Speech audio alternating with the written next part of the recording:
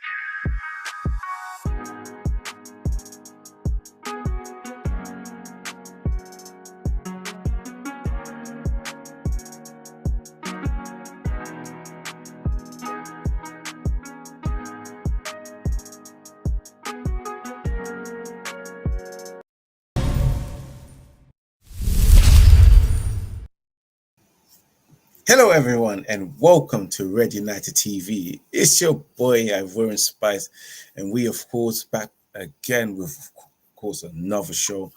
Here with my co-host, which he was trying to get himself sorted out, having a little bit of technical issue, my boy Ola. But this is the first show, of course, of Let's Talk Football, where we cover everything, hot topics surrounding Manchester United football, sports related, everything, clubs, Chelsea, Premier League, going around the world. We've got a lot of things to talk about. Ola's sorting himself out right now. But smash that like button, guys, as always, before I introduce you to my co-host, Ola.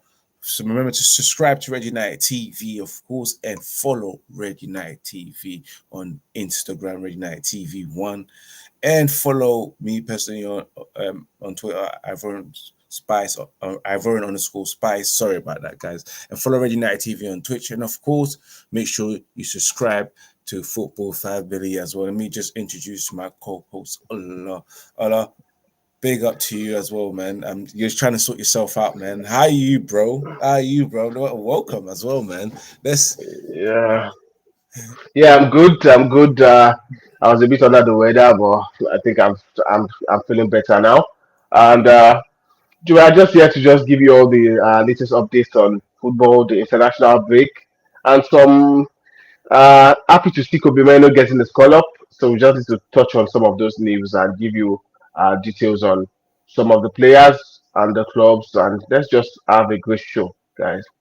Yeah, definitely, man. Let's have a cracking show, man. Ola, man. Big up to everyone that's tuning right now, man. And of Yeah. course, like I said before, we've got a lot of things to talk about in the next coming Yeah. hour, man. We've got the title, you see it there. Jim Ratcliffe wants Gareth Southgate at Manchester United. It's been going on for the last couple of days. And of course, as Ola's just said there, Kobbie Mainoo's being called up for his England call up. And Cole Palmer, who we've got to discuss there. And of course, Nigeria, who are also having crisis manager issues. And we will be touching on the international break and looking at the top teams and giving a little preview of our thoughts of how the game will go on our score predictions as well, man. So let's get straight into it, man. Because Ola, the last couple of hours, I say 48 hours, I've been laughing. I've been saying, I don't believe it. This is bullshit, man. What kind of news Yeah. is this? Gareth Southgate, You're telling me Sir Jim Ratcliffe, you've invested 1.34 billion to hire Gareth Southgate, Gareth Scrubgate, and someone that I don't even rate as England manager anymore. I've been saying it for a long time that England themselves needs to move on from this man, you know, in order to try and win, because they've got a very good talented squad. And I'm just amazed that this manager can't get them through to the final, over the final line. Like, we'll see what happens in the Euros, and maybe if England can reach a final like they did in the previous one. But yes, let's get straight to the news, because, of course, came out Manchester Evening News, which always brings out negative news about Manchester United. Of course, it's the title saying Gareth Southgate, new favorites to be. Actually, let me just share the screen. Let me just share the screen. Yeah.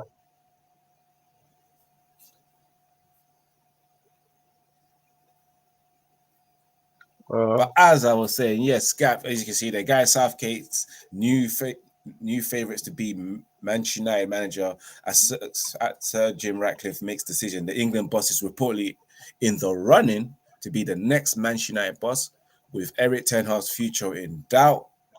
Odds on Gareth Southgate becoming the next Manchester United manager have shortened, with bookmakers. England manager is reportedly in the running to take over at Old Trafford next season, and is now as the short as 3-1 with some bookies. Of course, other managers being included, as you can see there, Graham Potter and Sporting's manager Ruben Amorim, and outgoing Bayern Munich boss Thomas Tuchel has all been linked and are all amongst the favourites in terms of the odds to get the United job should Eric Ten Hag leave the post. And Sir Jim Ratcliffe and Ineos now have a controlling share of United, as it's been confirmed, and are said to be considering Ten Hag's future based on the results that's been going on right now. And of course, the whole entire season, the Dutchman has helped his case with a thrilling 4-3 win over Liverpool this past Sunday, and United spot into the United spot into the semi-finals of the FA Cup. But United are still at risk finishing the season trophyless without Champions League football for next season. And I'm not gonna lie to you, man. I just think this is bullshit, man. I can't believe this. It's always every international break that we get negative news, man. What are you saying when you heard that news? When I heard the news, I don't think I really took it serious, and even up until now, I'm not taking it serious. I think for Sir Jim Ratcliffe, I think from what we know, he's a lifelong United fan, just coming in to try to restore the club back to glory days. And I don't think anyone, like from what we see with the England national team, I don't think anyone will want to sack Eric Ten Hag and bring in Gareth Southgate. I think Eric Ten Hag should or would rather stay than getting him out of there and bringing in Gareth Southgate, because I I I think Eric Ten Hag will do a better job than Gareth, and not because of anything, but because I feel this Gareth Southgate's style of football. You can see, like everyone is complaining. Look at the abundance of talent he has in the squad, his England squad, but he's still struggling to attack. He's still struggling to play free flowing and people in football. You can see that tactically he's not really the best. Defensively, Fan is doing a great job. He can defend. He can play five defenders and still play two DMs and defend and score a goal and win the game. Fine. Uh we know all that, but that's for a countryside like in England national team. So imagine playing week in week out for Manchester United. Is that what we want to see? Do we want to see this style of play? Do we want to see this type of football? We want to see free flowing attacking football. And I don't think Gareth Southgate has proved he can do that in any the last couple of years he has been managing the England national team. So I think that's just absolute bullshit. I know with Sir Jim Ratcliffe, a lot of uh, these outlets might just come out with different news. Like you can hear the Ganacho to Real Madrid news and like just things like that, because some of them just want to trend online and just bring out a story that is buzzing. Because I don't think if Sergeant Ratcliffe would be linked to Gareth Southgate, I don't see anything that would warrant like this, because this just came out from the blue. No one saw this coming, and Trust that's me. why And that's why I think I like until now I'm still holding it with a pinch of salt because I don't think there's really any sense behind it. I would rather have a eternal stay and build because you can work with the young stars. You can if you get a couple of young players in, which is the plan. Sergeant Market is has right now, getting a couple of young players, give him 2 to 3 years to build that team. Can see what Kobbie Mainoo is doing, for instance. Just to touch on this, Garnacho, these young players, and we feel has improved these players to a level that yes, we all as United fans are excited for the next generation of footballers to come for and like coming off the United Academy. And also, I think one thing we should mention. I know we'll still touch on Kobbie Mainoo Mhm. separately during the show, but I don't think any of us thought Kobbie Mainoo would be the player coming into the first team. Because we had a lot of players we were all looking at that, okay, this player, that player, even Amari Fosun, Hannibal.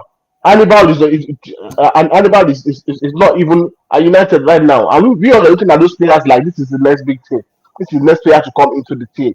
But and you cannot saw something in Kobe and promoted him to the first team. And since then, we all now are excited and we're happy about it. That means he has talent IQ. He knows what he's doing. He knows what he can do with young players. So I would rather have a returner in than bringing in Gareth Southgate. But like I said, I don't really think this news is as authentic as people are trying as people are taking it. I think it's just absolute, just just Manchester United, Manchester uh, news just doing what they want to just doing what you know how to do best sometimes, just bringing out hot topic and to trend. And do you know what don't help?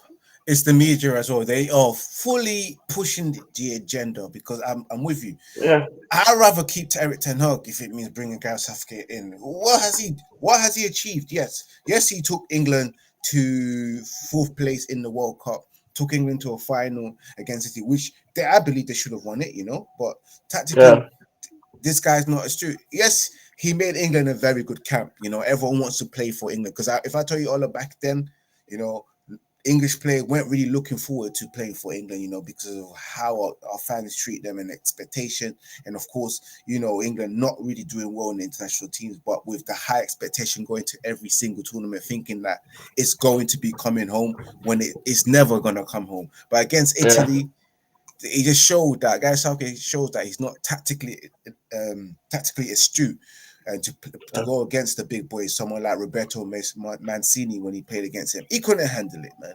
And I just don't think he's got the credentials. This guy he's got relegation in his CV as well. Yeah. You get me? And Why would you go for him? imagine playing week in like in the Premier League. I don't you will be playing week out with like managers that are not as big as Mancini, but they will do a job on you. Tactically, they would finish whatever you are bringing. So that shows that if we are going to get a new manager, it has to be someone that that it might not be the biggest coach, but it might not have achieved anything. Okay, look at Dzedi for instance. We know Mm, tactically is good. We know that his talent ID is good. We know that he's good with building young players and building a team of young players. Like he has a pedigree for that, and that's different, but not Gareth Southgate.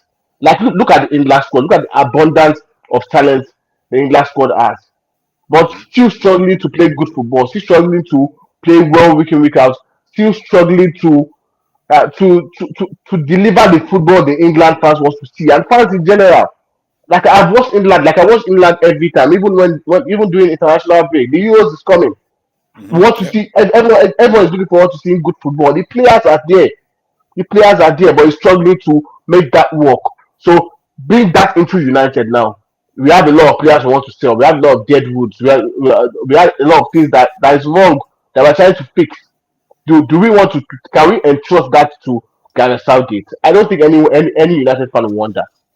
And I'll be honest with you, he's not even a world class manager, in my opinion. Yeah, So I don't know why this English images are so pushing it so much. And of course, we heard that Roy Keane and Gary Neville pinpoint the crucial factors in Gareth Southgate taking the Manchester United job. But it doesn't help when our legends as well, one of our owns are pushing the agenda. And this is coming from Daily Star. Let me just share the screen with you guys as well. Everyone else watching. Make sure you guys smash that like button, tune in as well, share across all social media platforms, and of course subscribe to Red United TV and Football Family.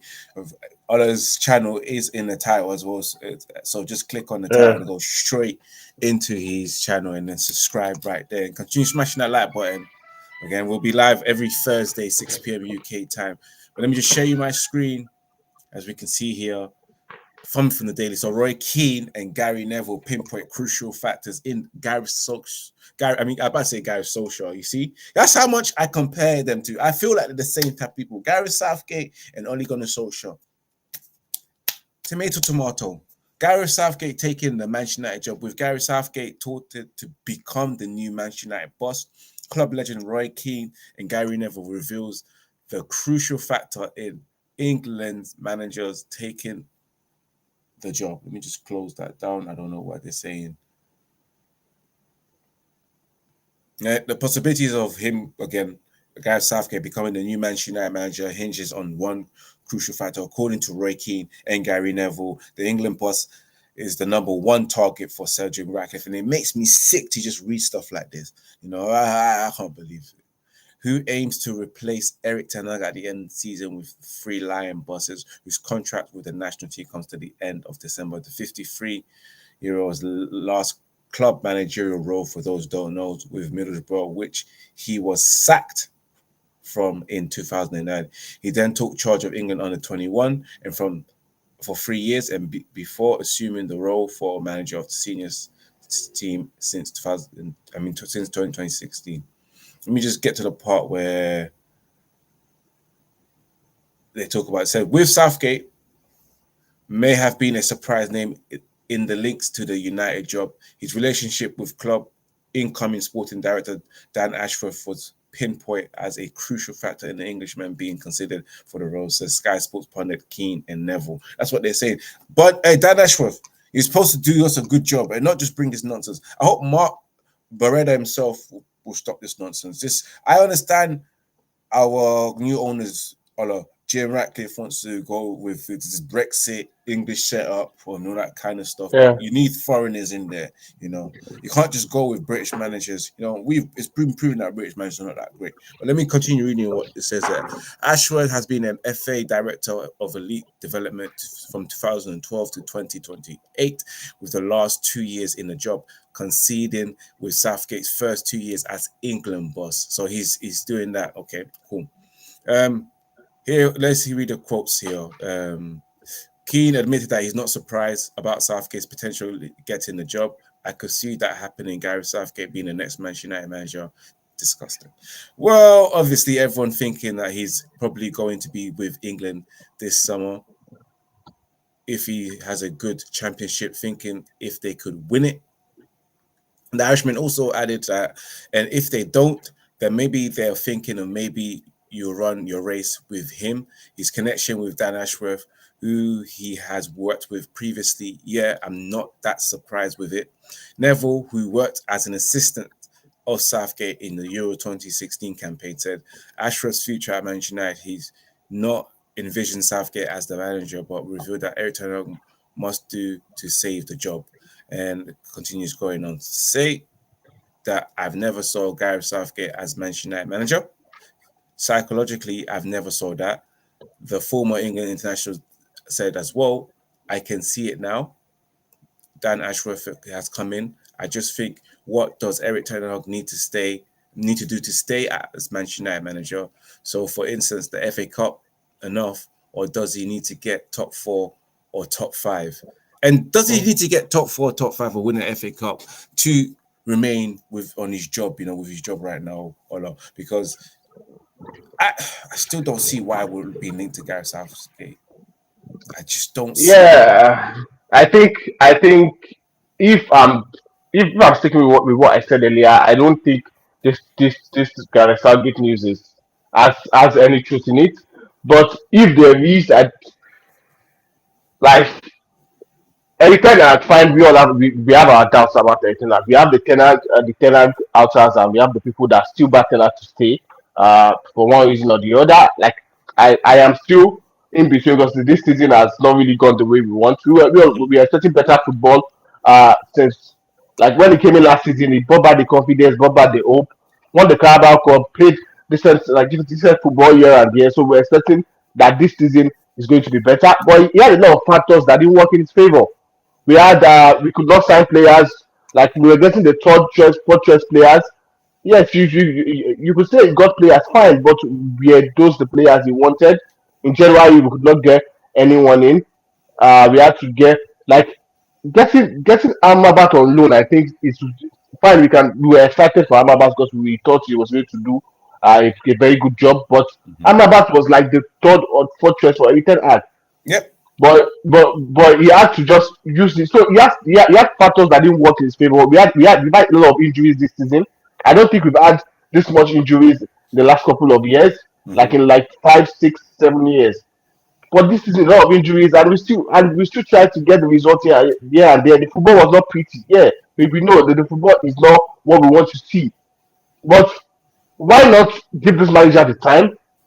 Now we have new ownership in charge of the footballing part of things, and hopefully, if they give him the resources, get him a couple of young players in, give him another year or two to build.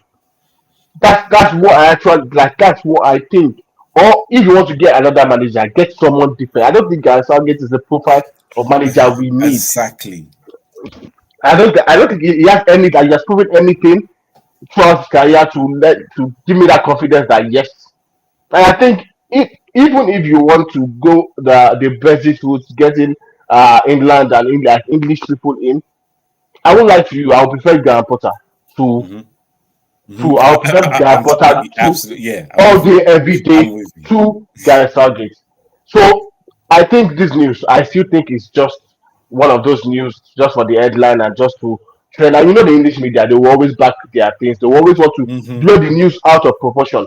But regardless, I just think Gareth Southgate is not a profile of manager any United fan wants. And I also know that Sir Jim Ratcliffe is going to be careful with the things he does right now because he's just coming in. We all are happy, we are buzzing, we are seeing the moves. Dave Bamford trying to get in the director of football. Things he's trying to do. We are excited about it. We are excited about the project that is coming. That the money we want to spend, the type of players we are looking at, younger players that we can build with. We are excited about the project in general. But if he wants to like break the heart of United fans, or if he wants to start having issues, because I think a lot of United fans would not support this guy Southgate. And now you could see how you could see the reaction from United fans already. Everyone is pissed. No, Everyone is why like where is this coming from? I don't think I don't even want to hear guys Southgate. I will take a ten and staying at United all day of the week ahead of Gareth Southgate coming in to this Manchester United team because I think he would absolutely. I will see Maguire playing week out. We start playing defensive and negative football because I think that's what he's doing in England. He can get to the final. I don't care, but the football we are seeing is not pretty. And imagine watching that for 50 games in a season. Imagine watching that like week in week out as a United fan. I don't think anyone would want that. So I just think it's just absolute. But Eric Ten Hag is also in a good position. FA Cup semi final against Coventry. I think we should be able to get that win. If he gets to the final, I don't even care. It might be City, it might be Chelsea in the final. That's an opportunity for him to win a silverware. And if he does that, that's also another advantage for him because then he can go all out to Saji Ratcliffe and say, yeah, I just won the FA Cup, which is one of the most prestigious trophies. And that's what the FA Cup. Okay, yes, and you can see what I'm trying to build. I just need you. I need your financial support. I need the talent ID of the director of football coming in, and then we can build together and see what happens in the next 2 or 3 years. And I think Eternal will rather stay than getting in Gareth Southgate. Yeah, man. And moving on from guys, so make sure you guys smash that like button, share it across all social media platforms, subscribe to both channels as well, Red United TV and Football Family. Let's move it on to our next topic, which is, of course, Kobbie Mainoo, one of our own. And we'll just reach 7 likes. Continue smashing that like button. We're trying to get 10 likes on the stream. But yes, Kobbie Mainoo, who has been called up for the England's team for the first time.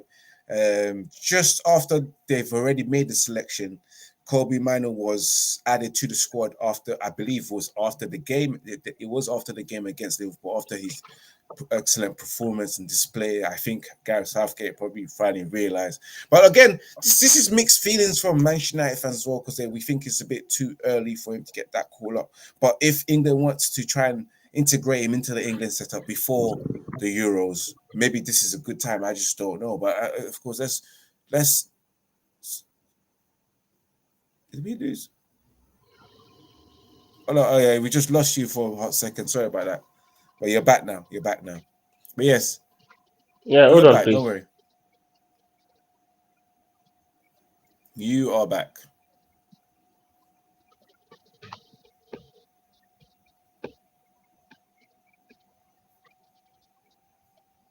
Yes, while Ola is doing his thing, let's me just continue with Kobbie Mainoo. Of course, it was the news broke out yesterday within the last 48 hours as well. That especially for Monday morning, Kobbie Mainoo himself has been selected and called up for the England team. We just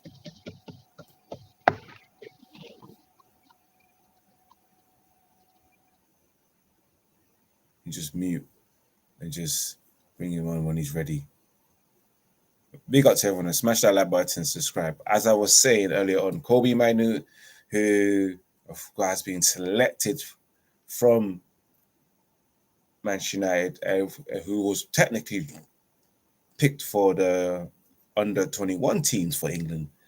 But then after that, on Monday, he came across Kevin Holland, and Kevin Holland told him to meet him in the reception area and told him that he has been selected for the senior squad. And of course, he was ecstatic. He was happy. He spoke to his family. Everybody else knows. And then, of course, Manchester United fans are wishing him well. A lot of players are wishing him well. But he was added as a late addition. And Kobbie Mainoo, a lot of pictures surfed up as well. And he himself, he said, it's an honor to receive my first senior call-up.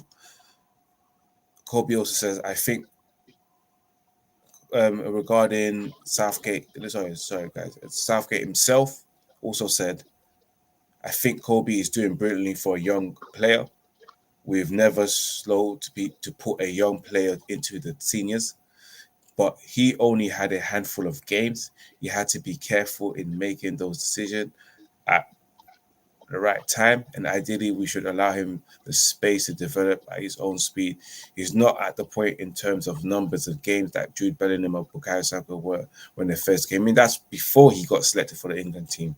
But I repeated, he's doing really well. He's a good football player. You can see that, and he's getting some fabulous experience at Manchester United. It looks a good character. That's before he selected him, and which was crazy because, of course, playing at Manchester United is at the highest level, especially in that pressure environment. And so, yeah, there it goes. Kobbie Mainoo has been selected. He's in the England team. What's your thoughts on it? Is it too early? I don't think it's too early.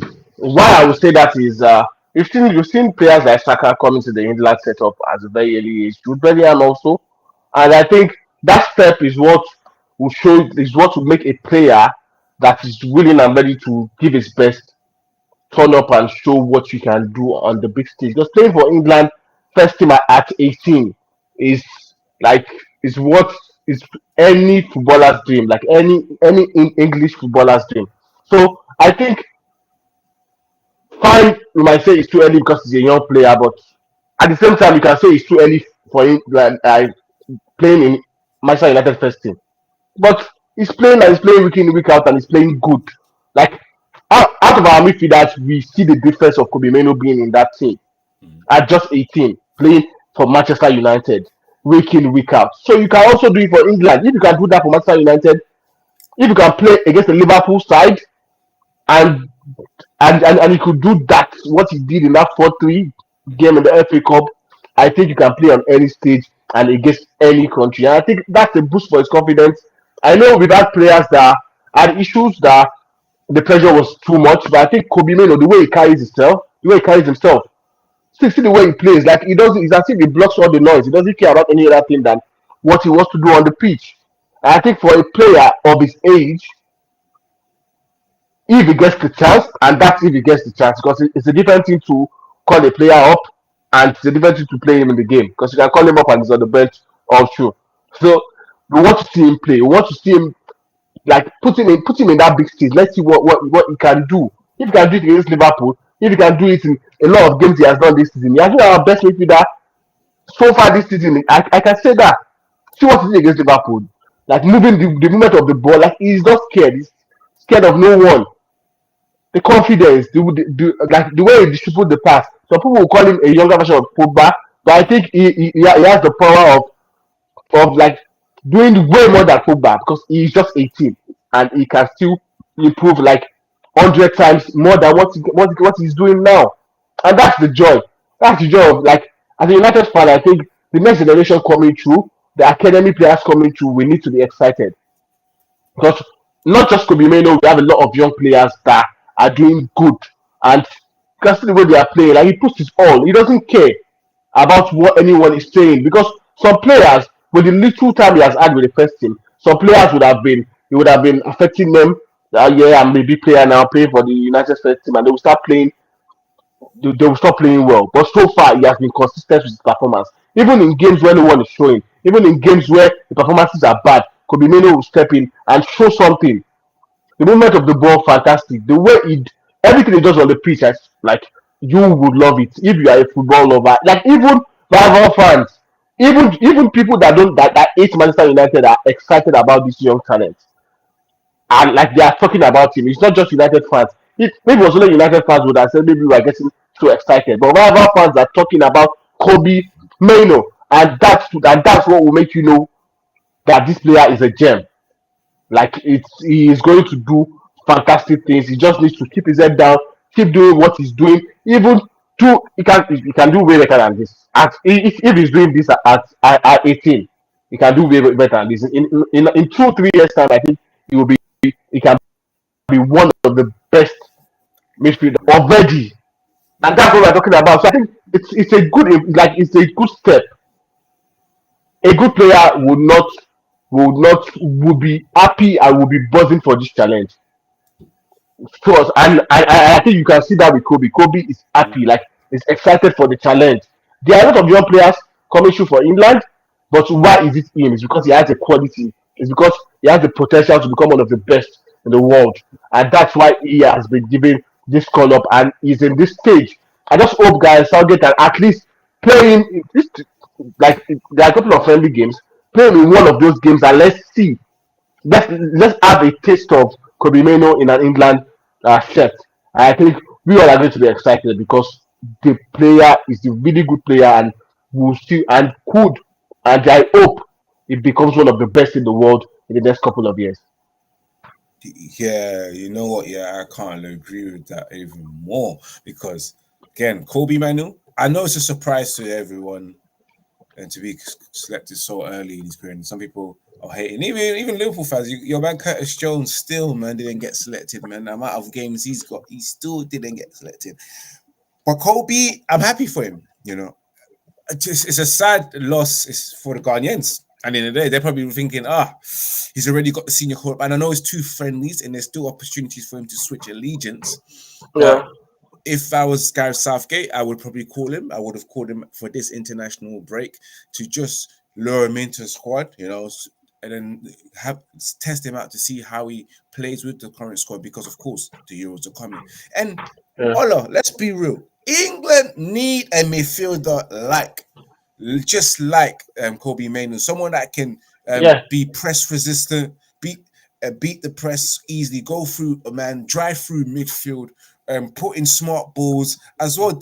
He's also good going back as well. Defensively, he's good. I would love to see a midfield of Declan Rice, Jude Bellingham, Jude Bellingham and Mainoo, or even with Phil Foden, because then England's got options. You know, they've got a midfielder that can play 6 and an 8 at the same time, and also play 10, which is in Jude Bellingham, and also Kobbie. I see him playing the 6 role. I see him playing the 8 role. Ivorian. I think the issue with England is not having the abundance of talent. Can Gareth Southgate utilize that talent? Exactly, my bro. And that's the only issue I have with bringing Kobbie Mainoo in, because Kobbie Mainoo are okay. Fine, it's good to be in and around the squad, train with the older players. That's also something really huge. Train with different players from different clubs, quality players, like gain more experience, watching them, see what they are doing on the training pitch. Fine, but can you implement the quality of these players? We can have different setup. We have different midfield. We can pick like 5, 6 different midfielders with Kobbie Mainoo in Bellingham, Rice, Calvin Phillips in a team that you have Kobbie Mainoo. Fine, Calvin is one of the the last couple of years he has not been good, but we've seen Gareth Southgate beat Calvin Phillips like in almost every international break and in almost every game. So imagine having a player of the quality that Kobbie Mainoo has in that midfield, and he has been playing week in week out for Manchester United and turning up and showing what he can do. He can play box to box. He can run around the pitch. He won't get tired. His movement of the ball, the way he distributes the ball at 18 years is fantastic. I don't think anyone who wants Kobbie Mainoo and say no, you can see the talent. Yes, you can see the talent. Well. Yes, for an 18-year-old, I think it's out of this world, and he needs a manager that. He needs a coach that can really help him moving forward, that can really give him the platform. Go all out. Look at Saka, for instance. Even though he's an Arsenal player, I don't want to talk about him, but we can see what he has done for the England national team. He plays in every game, and he turns up, and he got into the squad at what age? I think at 18, 19 also, and he has been playing ever since then and playing good. So you need to give these young players the platform. This England team, the young players they have, if you add Kopama into this mix, if you add Kobbie Mainoo into this mix, with Saka, with Harry Kane, let's like with the players they have, you just need 1 or 2 experienced players in the team, and you have a fantastic squad because these players will ball. They are good footballers, and that's why I'm excited. I'm excited for Kobbie Mainoo, but I'm just scared, and I feel like Gareth Southgate might not utilize the opportunity of having him in that squad, because he might end up not playing any game, but I would love to see him playing games. Play like come on, it might be in the second half. Come on, show what he could do, and then the England fans will see that yes, we have someone here, and they will keep crying out for him to join that team and possibly go to the Euros. Because Kobbie Mainoo, like I said earlier, and I will say it again, is a fantastic talent and can only get better and better. Yeah, definitely, man. I agree. Man. Smash that like button, guys, and share across social media platforms regarding this Kobbie Mainoo, man. And while we wait for Ola to sort these things out and join us back, because we're close to moving on to the third segment of the show. But back to what I was saying, man. I would love to see that midfield, man.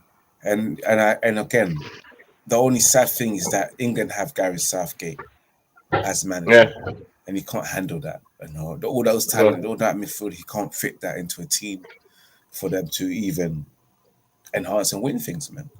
But to Kobbie, excellent generational talent. I can't complain. Generational talent. But let's end it there, and we move it on to our first segment. Smash that like button, guys. Share across social media platform. Ola, you take the way and move into our next topic, which is, of course, Cole Palmer. How good is Cole Palmer? Smash that like button, guys, and subscribe to both of us. Let's go. Yes, I think Cole Palmer, I singled out this topic because I've watched a lot of Chelsea. I've watched a lot of Chelsea this season. I don't know, they've not been playing that good football, but basically United also are not really playing good football. But I have a lot of Chelsea fans as friends, because Chelsea is a very popular team in Nigeria. So I watched a lot of Chelsea game, and I saw, I was surprised. Kopama coming in from City in the first place was he came in for 47 million for a young player. I think that's a price tag that can affect a player if you are not willing and ready to put your all in the team. But we saw glimpses of what he could do with City. He was showing some this and that. Yeah, it's playing some good football. Scored some important goals. for City even before leaving. He scored the Community Shield Yep. to win City that, and he scored in like two uh, crucial games for them. So the talent is there, but that's a Man City team, a prep team that has all the quality players in the world. So I don't think any young player that gets to that setup. We see Vico Lewis. We've seen like other players coming to that setup and play good and play well. So then at Man City, okay, Kopama is a good player, but I didn't know he was on this level of he could do it week in week out. Coming into Chelsea, I think he has scored 11 goals this season, Not even and he has 11 goals, a bit more. Let me tell you something. yeah, a bit more. Like 16 that, goals in that's just in the 37 league. appearances. That's just in the league.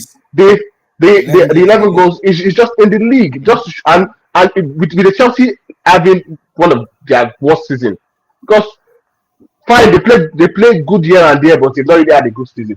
And he has stepped up. Fine, some of those goals are penalties, yes, but let's leave the goals, the performances, the way he moves the ball. Mhm. He's just 21. And he's coming into a Chelsea team that has a lot of youngsters that are building, that are cooking something. That when they finish cooking what they are cooking, hopefully, like I would say I don't really want it to go good, so they won't challenge us when we start winning our trophies. But with the young players they have in the next couple of years with a very good manager, you would see them playing good football. Mhm. So Kopama coming into that mix from a different club, and like the way he glides through players, the way that his composure, the way he takes his strikes for a player of 21-year-old, Yeah.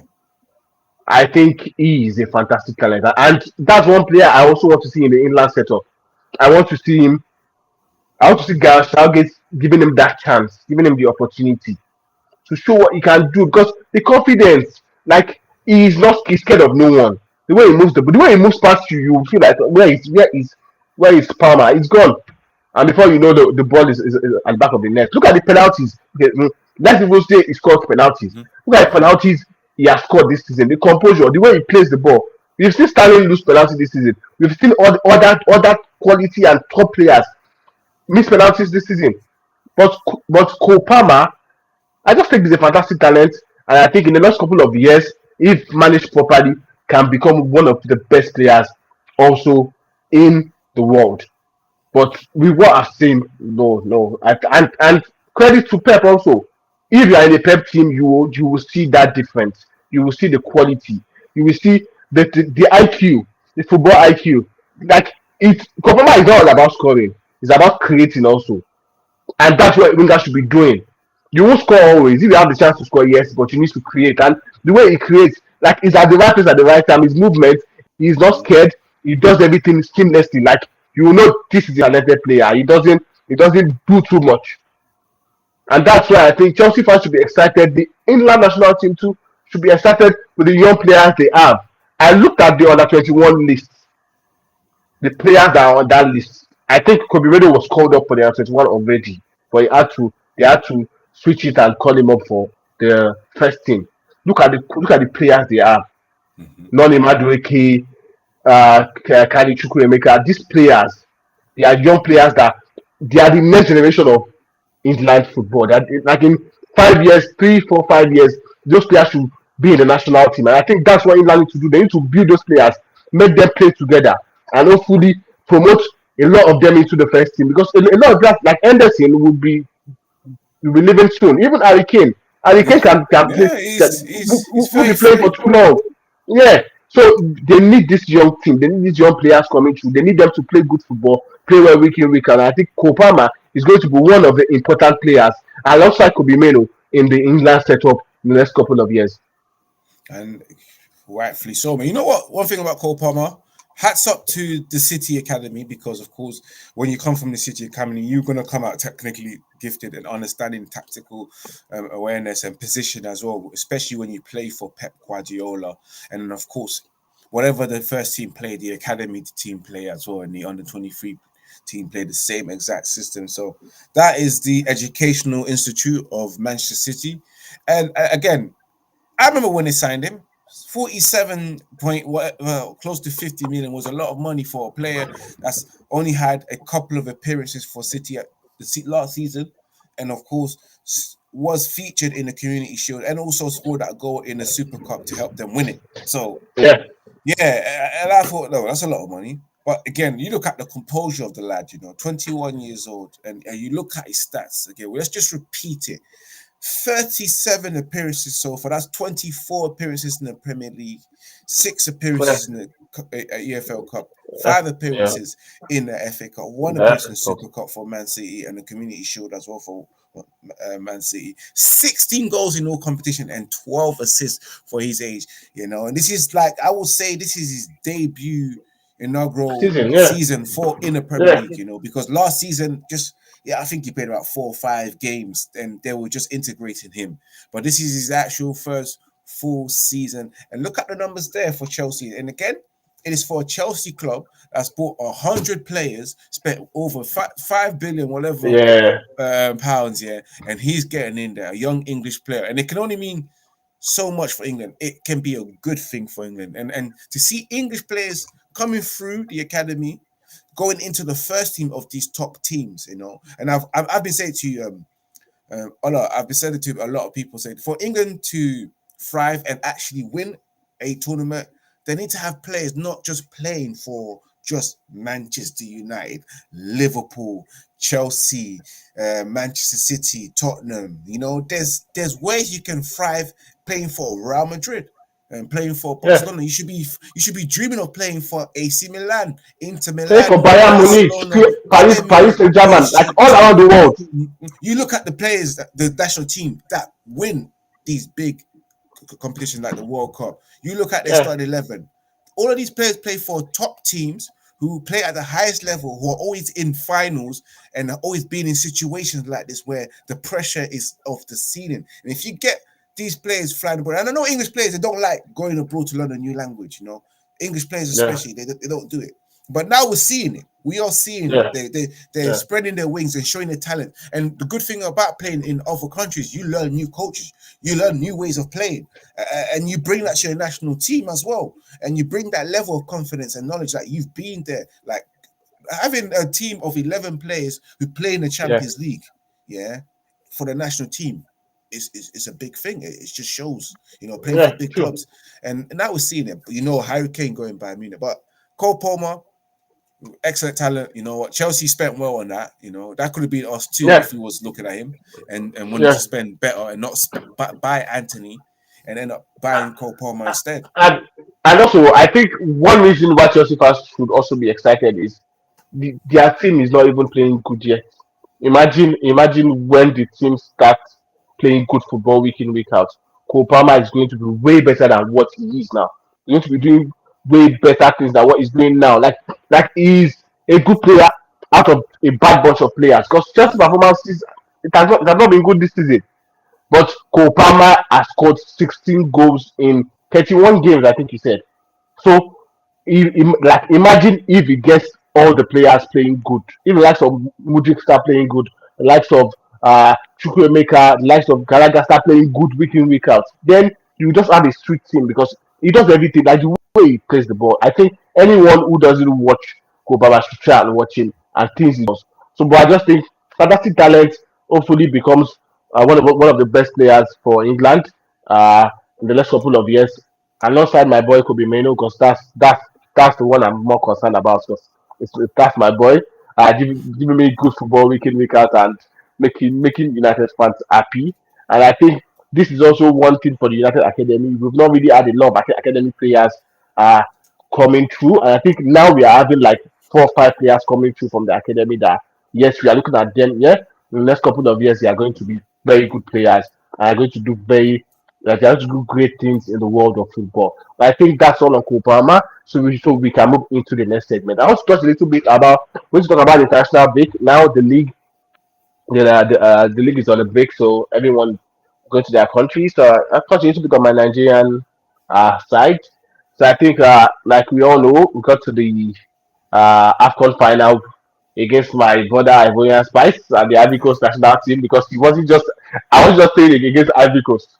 I was playing against Ivorian Spice also because it's so like that didn't really go well. But the coach, uh, like sadly he left. He didn't renew his contract. I think there was a contract on the table for him to renew, but due to some factors, and I would say him leaving is not like he's right to leave at some point. He was old salary at some point. He was doing a job like unpaid for a very long time.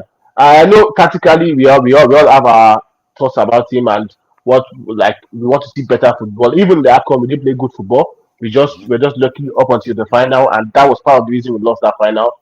But now we have an interim coach, Infinity George, the ex-player, and just trying to and they put out the application for new coaches to come and apply for the job. So hopefully we get a better coach. I think an home-based coach will be bad, but we've had issues with favoring a particular set of players because they are playing in Europe, because they have the money, because financially they can like I don't know, maybe some of them give the coach money, buy gifts for the coaches. We've had things like this in the past. And I think we don't want to see that anymore. Anyone coming in, be it a foreign coach or a Nigerian based coach or an African, it doesn't mean to Nigerian, an African based coach. We have good coaches in South Africa, we have good coaches in Egypt, we have good coaches around African League. You can actually just pick a coach uh, from one of those teams and come into this team, build a team. Build That's what I'm particular about. And I will use the Angola national team as an example. I've used it in one of my videos during the AFCON. The Ivorian the Angolan coach sorry started building that team from the under 17s. Mhm. Started coaching the team like it was like a 5 year project. Started coaching the team from the under 17s, put them into the under 20s, under 21, and those same players are the players playing for the first team that went to that AFCON. And you could see what they were doing. They surprised everyone. Nigeria got out of the tournament, but they played better football than Nigeria. If football, uh, if you win games based on the way you play, they would have won Nigeria like 10 times because they play good football, and that's what you get when you invest in a particular project. Set your goals, build this team. It might not be going good at first, but let's have a 5 year plan, for instance, and let's see the progress. And I know if we can do that, we have young players coming through too. Not less of Boniface, Nathan Taylor. We have Adebayo, the Luton Town player. Like he wants to play for Nigeria. We have players that wants to play for Nigeria. That are young players that they have the quality. In the next 4 or 5 years, they will become very good players. Likes of Chukwueze is still there. Fine, he has been very inconsistent. That's Ademola Look. These players are players that have quality. They go to the club side, they perform. So that means they can perform on the country stage. But we need a coach who is tactically sound and can build a team. You can always go to a tournament and win the tournament without playing good football, and that was what we almost did in the AFCON. If we had won that final, we all would be happy. But the football was bad. We didn't play any good football throughout the tournament, and that won't last long. It should just be a temporary win a trophy here, win a trophy there, but you won't build a team. If you want to build a team, there has to be structure. There has to be the coach has to be tactically sound. He has to build a team from scratch, and that will continue to show. And we have a lot of talented players. Even the Nigerian Premier League is getting better. Our league is getting better. We are seeing a lot of young players wanting to play in our local league now. You can go there, select like I said, Black Spot. He covers the MPFL. I told him you can go into the Nigeria Professional Football League, pick 20 players. At the end of the season, let them train together. You are the coach. You are free. You are not doing another job. You are national team coach. Pick those players during off season. Train them like the best players from different clubs in the NPFL. Train them together, and let's see in the next 2 3 years what those players can do. The chemistry they will have, and once they meet up with the quality of the so-called like the big players that are playing for the big teams in Europe, likes of Osimhen, likes of even Nathan Taylor and Boniface and the rest, Mhm. the quality will match each other, and before you know, you have a very good team. But I think we all just want someone to just come in and do miracles and just start playing good football. It takes time, it takes process. You have to put some things in place to be able to achieve a lot of the good things you have today, a lot of the good country you have today. You hear the German football, German machine, this and that, Mhm. Italian football, the way they play, the style of play and everything is what they built for years. They didn't just wake up one money and started playing good football. So, but we just want to wake up one morning and start playing good football. And sometimes I feel like the body in charge, the NFF, need to do a better job of selecting somebody tactically sound. I don't want to hear Jose Mourinho's friend. They recommended him from somewhere. Why? I know that his contract ended, but why didn't Nigeria renew it? No, like That's what I'm saying. there was a contract offer for him to renew, but Pizarro didn't. Pizarro decided to leave. Yeah, he didn't because like there's a lot of politics going on behind also. Imagine a coach being unpaid for years. I know this needs to stop. This And needs to stop. another issue I have with like the NFF in general, the body in charge of this Nigerian is I don't care if he's a black. We have black coaches that will do good. You don't need to. You don't always need to go and bring one because the recommendation was they said well, because Mourinho recommended him is Jose Mourinho's friend. I don't care who Jose Mourinho is or if Jose Mourinho's friend. What has he done? Because if you look at Jose Pizarro's uh pedigree, he has not done anything to warrant him getting any job anywhere. He went to play in one team. He has not won anything.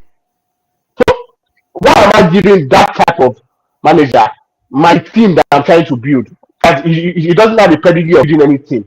We have not okay. Let let's see Pep now. Even the return, part of the reason we got him was what he backs. They put him. If this manager or if this coach is giving this young players, he can put two and two together practically, and he will build a very. So if he doesn't have the pedigree, why are you getting? Look at Graham Potter. In short, look at Pochettino.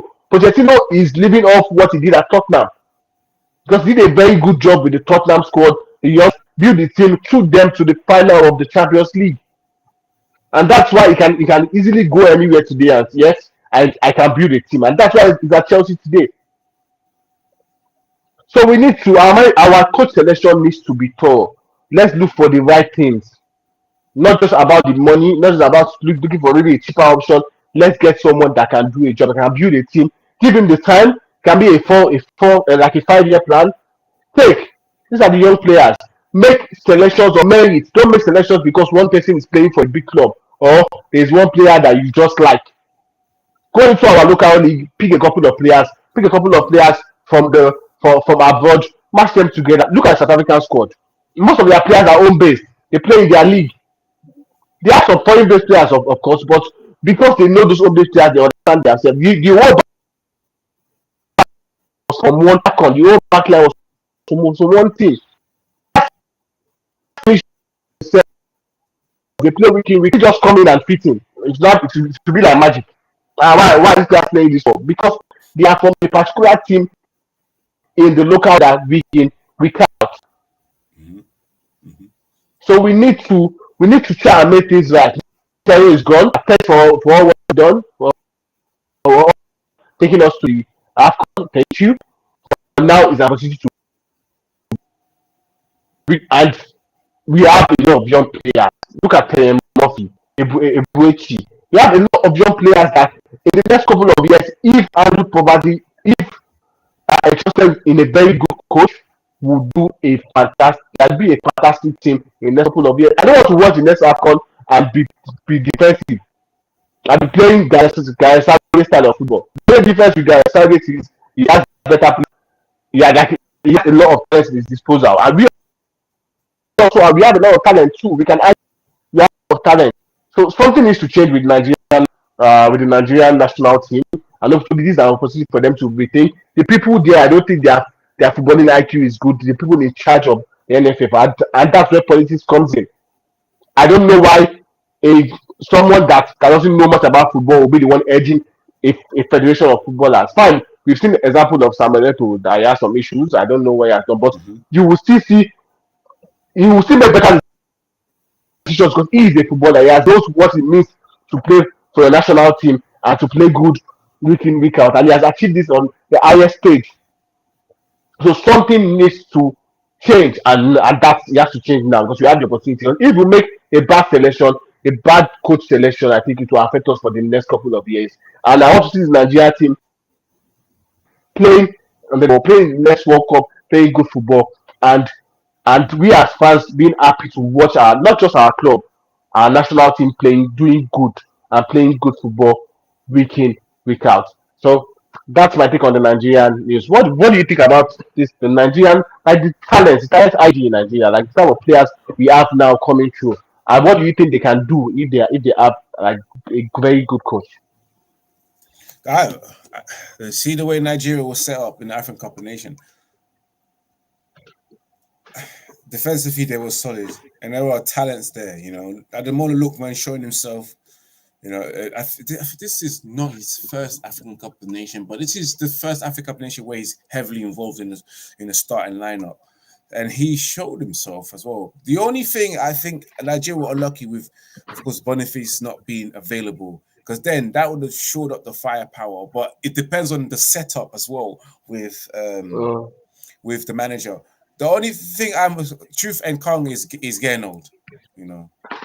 Yeah. So it's all about the next defender. But I think Nigeria's got a good pool of talent coming through as well, just as good as Ivory Coast has as well. Nigeria's been working. It's just that, again, it's not focused on the academies, the league itself, just like the way the South African League, the SPL, has invested really well into their league.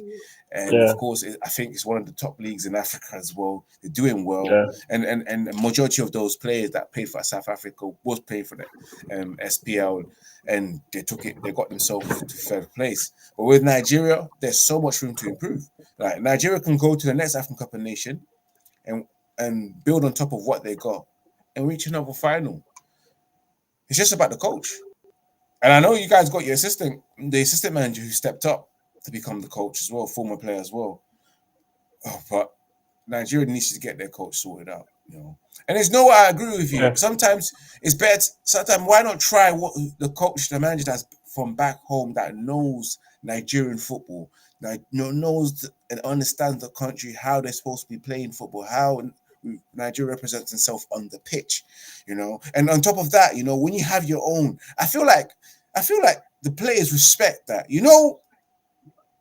Well, it's MS Faye. It's because he's Ivorian, first of all, because I've seen Ivory Coast national their past managers, and I felt like the players never really respected the manager in terms of his tactics. They'll just go out there and play anyhow, regardless of whether the manager has told them what to do. But you saw Ivory Coast and African Cup of Nations. Once MS Faye came in, there was a bit of he sorted out the team defensively as well.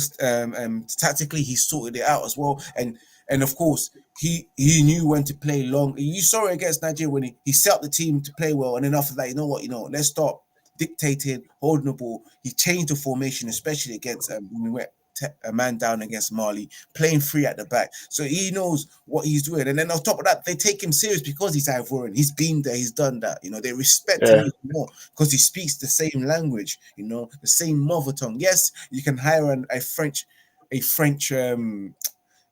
coach, but he does not speak the same language and the same mother tongue, you know, as us, the same things with the same local dialect, you know, and the same meaning. His French is different from our French, you know. You know, and like you said, he has been there. He has been there. That's one important thing. He has been there. He has done that. He can easily tell them how, like, what it means to wear the shirt of the Ivorian national team. And he's not just saying it, but because he's saying it, because he has done that. He has been there.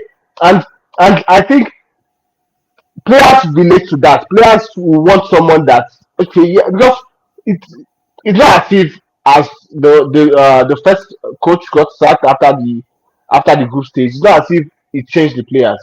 It's the same set of players, and they played good. They played well. They went on to the final and they went to win it. That shows that those players had the quality to perform well first in the group stage, but something was wrong. There was a disconnect. So now bringing MSFire in, the players could relate to him. He could tell the players how he feels and what he feels because he has been there. And that's what the confidence level. Because from the round of 16, Ivory Coast were unstoppable. They kept going till the final. And there was something that led to that. So we need to, and it also boils down on the selection. Like I don't think a lot of ex-Nigeria players are going into coaching. So I don't think because we need a lot of ex players also to go do their badges, go into coaching because they understand football, they understand what it means. Tactically, they understand what to do. Mhm. So maybe Hello, it would be that would be nice if another John step. Obi Mikel took his coaching badges. Midfielders Yes, make great managers at the end of the day. It's and, as and, simple as and that. this you can't even write anyone off. You can't like it might be a defender that is not even that popular, but go do your badge. Come on, take the job and just try. Like sometimes you just try like giving the players confidence. Sometimes players just need confidence. It's there. The quality is there. They just need direction and they just need direction and they need confidence to keep them going.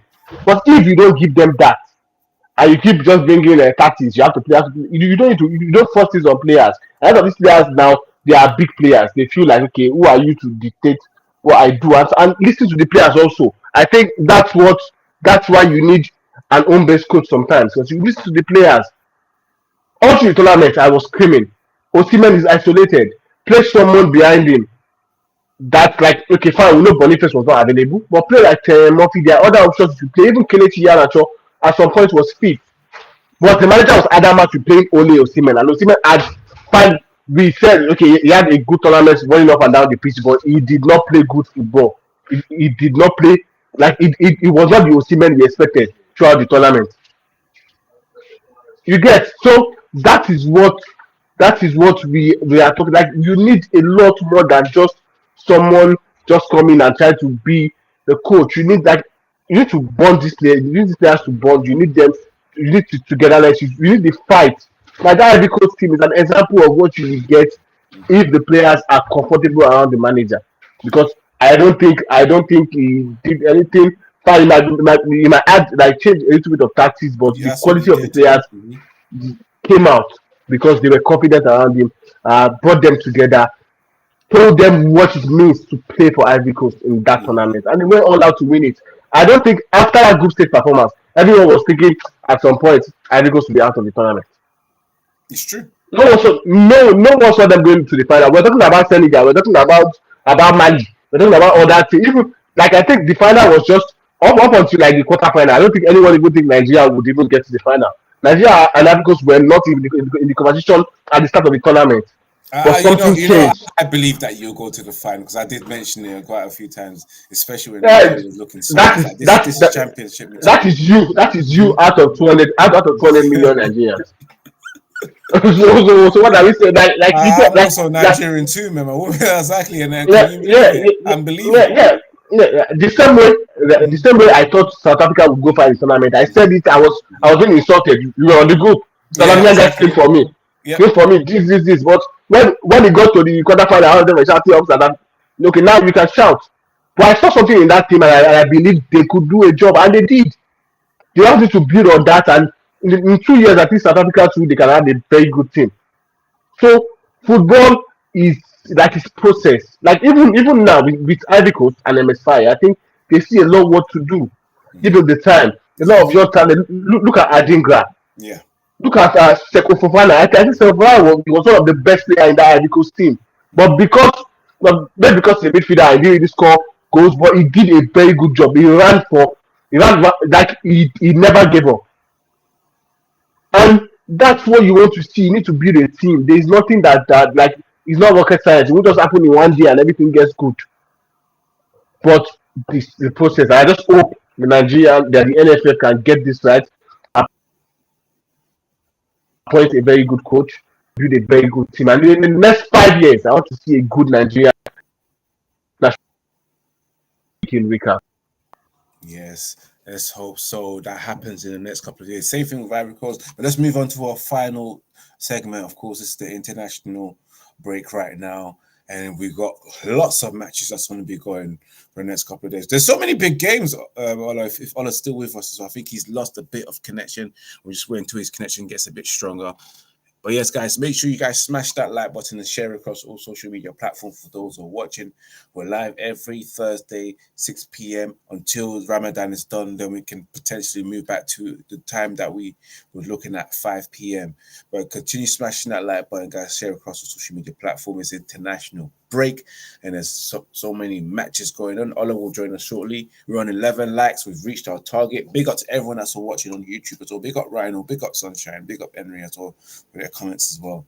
And continue smashing that like button and subscribe to Ready Night TV and subscribe to Football Family while we wait for Ola to return back and get his connections sorted out so we can go straight into the segment of international break, then get his video so he's back. But yes, Ola, man, big up to you, man. Yeah, and as I was saying, guys, the international break is here and so many games. And I've written a lot the top games as well, fixtures here. And of course, you know, tomorrow, big game tomorrow for Nigeria, as we was just talking about Nigeria. Nigeria versus Ghana, a friendly. But is it a friendly? Is it a friendly? It is not really. There's nothing friendly there. We are battling for the Nigerian Jollof and Ghana Jollof battle again. I don't think we will never. Like, we will not. That's not a friendly match. They shouldn't make that a friendly. It should be a battle. This is the battle between Ghana and Nigeria. I think Nigeria will come out top of that. So and that's a good game. I think we need games like this in the international break. You need games that is not just it's not just about playing. Sometimes you need the atmosphere. You need those games that will give the players the buzz and the fight to play, to put in their all. And games like Ghana and Nigeria is one of them. And I think we'll have a very good game against Ghana, and also we'll see what Finidi George, being the one managing the team right now, we'll see what he can do. We'll see if there's going to be a difference to what Pisero was doing, or it's going to be the same, or tactically if he's going to impute his own style into the team, and if we are going to see something better than what we saw at the AFCON. Yes, and then of course, you know what? Yeah, tomorrow's going to be interesting because you know what? How dare they put the fixture at 3 p.m. UK time here, bro? Well, we're at work. What kind of insult is this to the Ghanaians and Nigerians that live in the UK? If you're working from home, you're able to watch it. But if you're working in the office like me, and you finish, you have your 9 to 5 job, there's no way you're gonna get to watch it, man. And that's a match that we're missing out. I have to blame both national teams to not sort out a good time for when people finish work. How can you have a game like that in Nigeria, especially during the time, you know, when people are working, and especially when it's Ramadan as well? You will think you would do it at 7 p.m., 8 p.m., you know, so everyone can go and watch the match. But I don't blame them. I don't really blame them. They don't really care about us. Well, they don't care about the fans. And that's when you have a low turnout. Nigeria, how do you expect to make the nation money if you're putting fixtures at 3 p.m. and it's not even Saturday? It's not Saturday. Yeah, it's not Friday for that matter. 3 p.m. working time, school time as well. What time does school finish in Nigeria? And you know what the most annoying thing is, the weather in Nigeria is hot. Mm-hmm. Like even in Ghana, even in Ghana, I think so. I like it should have been a game for 7 p.m., 8 p.m. Mm-hmm. But I don't know. Maybe the facilities are not as good enough. They wasn't thinking. The scheduling isn't right. It's the thing about for our continent when it comes to sorting out the right schedule. But like I said, I asked you before, does school finish? What time does school finish in Nigeria? Just in general. I think 4, because 4. like some is 2 and they have like an extra lesson till like 4. So I think so they don't even get to watch the first half. You see what I'm saying? See, and people finish your work around 4 or 5 o'clock, and they can't even get to the stadium. And you want to help this is the problem, yeah. This is the problem. At the moment, it's not going good in the economy of Nigeria, yeah. And you want to get these people to watch matches, yeah, and you want to generate money for the country and the national team to try and reinvest back into the country, and you're putting it at 3 p.m. where there will be a low turnout because it's in peak time, not off peak. Yeah, it doesn't make sense. But let's move it on from there because big game Saturday, England, Brazil, another friendly. This is where we could potentially see Kobbie Mainoo make his England debut against Brazil. How do you think that's going to turn out to be, man? Big game as well. I think it's going to turn out to be a good game. Like I said, you need very very good friendly games, and Brazil is one that yes, you get a very good game. They will play good football. They are attacking top notch. They will come at your defense. So then if you feel like you're a defensive minded coach, then it shows what you can do against Brazil Exactly. because Exactly. they have all the attacking talents Mhm. you can name. So I think it's a good test. Now it's time for us to see good friendlies. Like this is a friendly match I want to see because this is like two very good teams coming together and may the best team win. And let's see good football, enjoy the football, and each manager would know if if they are really building a team or not. Because if you play against Brazil will never be scared of anything. They will take the game to you. Defensively, they are good. Attacking, fantastic. And same in England, defensively, they are good. Attacking, we don't know what their Southgate is doing in that aspect. Yeah, but last, you just have to play friendlies like this and be like play good football. That is what me. Yeah, I'm just all about because with good football comes the goals, comes the trophies, Mhm. comes everything that like it's a package. It starts from playing good, playing well, weekend like in every game. They build the team, and England they have abundance of talent. Nowadays, we have Ivan Tony in this team. We have Ole Watkins in this team. Mhm. Mhm. Harry Kane is still there. We Mhm. have Kopama, Kobbie Mainoo. We have a lot of talented players in this squad. So now is for you to utilize them and show us what you can do. Bring these players together as a team. Do All you that think we'll negative. win? I don't think. I think there will be a couple of goals. Like I would say, like maybe 4 goals, 5 goals. Like for both teams. But I don't think I'm not saying England will win outright because Brazil they are a fantastic side. They have a lot of, but I think we see a very interesting games and a lot of goals. But I don't want to see defending. I want to see coming out to attack. But I think Gareth Southgate, we all know what he's going to do already.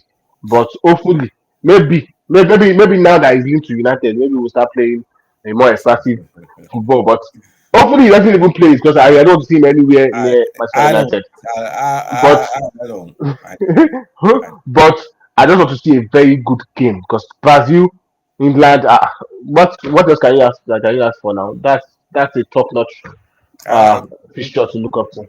for me, because Gareth Southgate or Gareth Scrubgate is experimenting, I feel like he may end up losing that game as well. And then perception of him starts changing as of now until we get towards the Euros.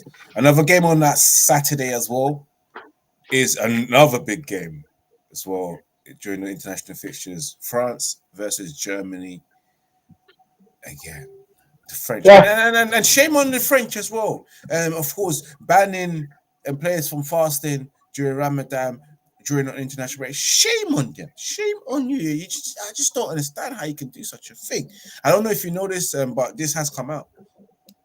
like I'm just saying that now, and that's a very big shame on them because I feel like uh these players they play through thick and thin, like they go through brick walls for this team, representing their clubs and their countryside, and being a Muslim is part of them being human because you are human first before being a footballer or anything you want to be. So they should have the freedom to practice and do what they are supposed to do. I don't think you should stop any player from worshiping or doing what they need to do when it comes to religion. So I think that's a very bad move from the French national team. They need to rethink that. So that means any Muslim would not be in that squad, would not be starting the game if it's an absolute game because I don't think anyone will compromise not fasting because they want to play in a particular game because I know I'm a Muslim also and I know we hold that this month the month of Ramadan in high esteem and we always want to worship God, give our all, pray to God and just want to get better in the religion. So I don't think we'll see if it's a lunchtime kickoff. I don't think we'll see any Muslim playing that game because I don't think anyone wants to compromise that just to get a starting shirt in the team. But I think that's wrong, and they need to rethink that because there are players that play even while fasting. Mo Salah played while fasting. Amad Diallo play well fast for Manchester United. We see players do it and they play. Some of them play the full game, some of them come in the second half, some of them play like 70 minutes and go off. But we've seen them play. This is not the first time players. Some players even stop. The referees even stop games mid game sometimes for them to break their fast. So I don't see what is wrong with a player fasting while playing football. But you Yeah, know, exactly. there's always something behind these things and such. But I just hope the Muslim players can stand against that, and hopefully next time such things won't come up again. And moving on to Tuesday's fixtures as well. Ivory Coast are playing Uruguay in the friendly. Hmm. We are playing Benin during the weekend as well, but that's not a big fixture. And I hope Yeah. Ivory Coast can just test themselves against the big games. I don't really want to talk about it too tough. We're moving on to the other big game, which was England and Belgium as well. How do you feel England were fair against the Belgians? Because Belgium are not the same national team as they were. You know, they've Yeah, lost yeah. their quality. That's what I say. But Belgium, they are not on that level they were a couple of years ago. But I think it's still a good fixture. Because they still have good players. They just need to build a good like I feel same as England, they can do good here and there, but they don't have that team yet. They don't have that starting 11. They don't have that the structure in the team that yes, we can play this particular way every play good football weekend. And same with Belgium. So friendlies like this will show you where you are, will show you the level of improvement you need to make. I think England can actually win that game, but Belgium also will pose a check because they have quality players. They have like the style of players they have is top notch, and hopefully they can also come back to being on that level they were a couple of years ago. They were first, second, they were one of the top three countries Mhm. in the world a couple of years ago, and suddenly they fell off. And but now they can actually build back. And same with England, it was going to be a very interesting game to look at. For. And Germany as well is also playing Holland, the Dutch. Mm, I I expect Germany to beat that them. Holland I but I don't think I expect that. I think that Holland team also they have a lot of talent, young players. Good squad. Virgil van Dijk, who was disgraced by Anthony, but don't let us mention that here. But regardless, he's a good defender. They have a lot of young players, and they are also building a good team. So I think it won't be as easy as we think. But a lot of these games are friendly, yeah. So I just think it's a good test. You need to test yourself among the best. Very soon I want to be seeing Nigeria playing against Argentina in international friendlies. I want to see Nigeria playing against Brazil. I want to see Ivory Coast playing against Belgium. Ivory Coast playing against France. That's what we Of want to course, see. we Let's want test. this stuff. Yes, Yes, that. let's test where we are with our structure tactically. Mhm. For you to know if you are a good team, you need to play the best teams. You can't keep playing Benin Republic and playing that, and you say you want to know if they're a good team. No offense to them, they are also It's building their true. team, No, it's true. It's but true. it's just the truth. You need to play the good teams to show that yes, I'm ready for the challenge. Because if you go to the World Cup, you won't be playing Chad, you'll be playing France, you'll be playing Holland, you'll be playing countries like this that are footballing countries that they have a very good team and quality players. So you need to test the quality and your tactics and everything against teams like this. Hopefully, we can organize more friendlies like that, and let's just see where we are, like on the African stage, to where they are when it comes to Europe and other continents. And of course, like the last big game during Tuesday as well, the second fixture of the international breaks, Spain versus Brazil. You know, we said Wow, it in the wow, past. We would have back in their prime. You know, we would have loved to see that final in the World Cup, yeah, Spain versus Brazil, but which never ever happened. But yeah, yeah. and of course both teams are not the same. You know, Brazil. I don't know. Brazil haven't been the same for years, and Spain, that team that lacks quality strikers, that have been struggling in the last competitions, just like the World Cup and Euros as well. So back in days, it would have been a big game, but now But thing is, but it's thing not is now today. Mhm. it might not have It's the quality. It's just the buzz of quality. the big Mhm. players that do play in those fixtures. But I think they also have a lot of young players. Look at Pedri, Gavi. Fine, I think Pedri and Gavi. I think they are injured, but look at Ferran Torres. Look at the Ferran Torres is not even that young again, but you can see like the quality of players. Yamal, the Barcelona player, I think he plays for Spain. Like young players like that. Same with Brazil. Let's say Anthony is not even really. We don't know what we bought for 70 something million yet, but he still has a quality. It was something we saw there. They have a lot of young players also, same as Brazil. So I think we this last time is just to be interesting though. Although I want to get club football back as soon as possible, but I think the international break is going to be interesting because we have a lot of fixtures that will be exciting. We see a lot of goals, see a lot of good performances, and just then you can identify some of the players doing it on the club stage. Let's see if they can replicate their performances and the quality playing for their country. And that's one thing I'll also be looking out for throughout this national break. Let's look at those young players because some of them are doing it for like a lot of young players are doing really well for the club side. But can they replicate that with the countryside? Now we have to find out in this international break. Yeah, and then it is what it is, man. We have come to the end of the show. For those who watched, of course, big up to everyone that's tuning in right now as well. We're back again, as I said, next week, Thursday, 6 p.m. until the fasting is done, and then we can negotiate to go back to 5 p.m. But Yeah, yes, guys, it is what it is, man. Always remember to subscribe to Red United TV and, of course, subscribe to the Football Family.